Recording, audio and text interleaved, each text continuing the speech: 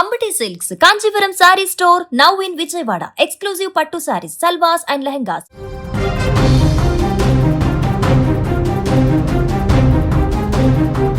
మధ్యప్రాచ్యంలో సెగలు రేపుతున్న Iran America వివాదం ఇప్పుడు కొత్త మలుపు తిరిగింది.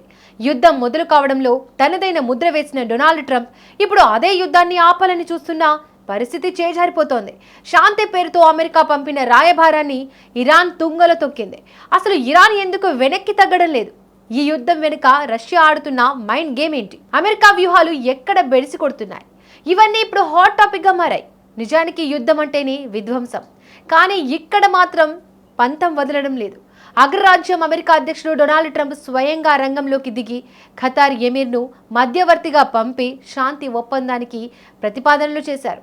యుద్ధం వల్ల జరుగుతున్న నష్టాన్ని ఆపాలని, చర్చల ద్వారా సమస్యను పరిష్కరించుకుందామని ట్రంప్ సంకేతాలు పంపారు. కానీ ఇరాన్ విదేశాంగ మంత్రి అబ్బాస్ అగర్చి ఈ ప్రతిపాదనను ముఖం మీదే తిరస్కరించారు. తమ దేశ ప్రజల ఆత్మగౌరవం కోసం, తమ భూభాగం రక్షణ కోసం పోరాటం కొనసాగిస్తామని ఆయన తెగేసి చెప్పారు. ముఖ్యంగా ఇజ్రాయెల్ దాడులు చేస్తూ ఉంటే తాము శాంతి చర్చలు జరపడం అసాధ్యమని ఇరాన్ స్పష్టం చేసింది. యుద్ధం ఎప్పుడు మొదలు పెట్టాలో, ఎప్పుడు ఆపాలో తమకు తెలుసని, వేరే దేశాల సూచనలు అవసరం లేదని ఇరాన్ ఘాటుగా స్పందించింది. ఈ యుద్ధం వల్ల ఒకవైపు ఇరాన్ నష్టపోతున్నట్లు కనిపిస్తున్నా లోపల ఒక బలమైన సంకల్పంతో ముందుకు వెళ్తోంది. తమ దేశ ప్రజల కోసం ఎంతటి త్యాగానికైనా సిద్ధమని ఇరాన్ పాలకులు చెబుతున్నారు. అయితే ఈ గందరగోళం మధ్య రష్యా అధ్యక్షుడు పుతిన్ మాత్రం అసలైన తెలివితేటలు ప్రదర్శిస్తున్నారు. ప్రపంచమంతా యుద్ధం వైపు చూస్తుంటే పుతిన్ తన ఆర్థిక సామ్రాజ్యాన్ని విస్తరిస్తున్నారు. ఐరోపా దేశాలకు సరఫరా చేసే గ్యాస్ను రష్యా నిలిపివేసింది. ఉక్రెయిన్ యుద్ధం సమయం నుండి యూరప్తో ఉన్న విభేదాల నేపథ్యంలో ఇప్పుడు ఈ గ్యాస్ను తూర్పు ఆసియా దేశాలకు మళ్లిస్తోంది. దీనివల్ల రష్యాకు రెండు రకాల లాభాలు కలుగుతున్నాయి.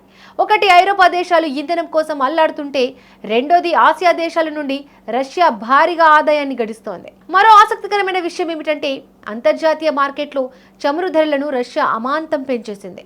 యుద్ధం వల్ల ఏర్పడిన అనిశ్చితిని పుతిన్ తనకు అనుకూలంగా మార్చుకున్నారు. ధరలు పెరగడం వల్ల రష్యా ఖజానా కలకలలాడుతోంది. ఇక్కడే విశ్లేషకులు ఒక ముఖ్యమైన సందేహాన్ని లేవనెత్తుతున్నారు. అమెరికా పంపిస్తున్న శాంతి రాయబారాలు నిజమైనవేనా, లేక రష్యాకు లాభం చేకూర్చేలా ఈ యుద్ధం సాగుతోందా అనే అనుమానాలు వ్యక్తమవుతున్నాయి.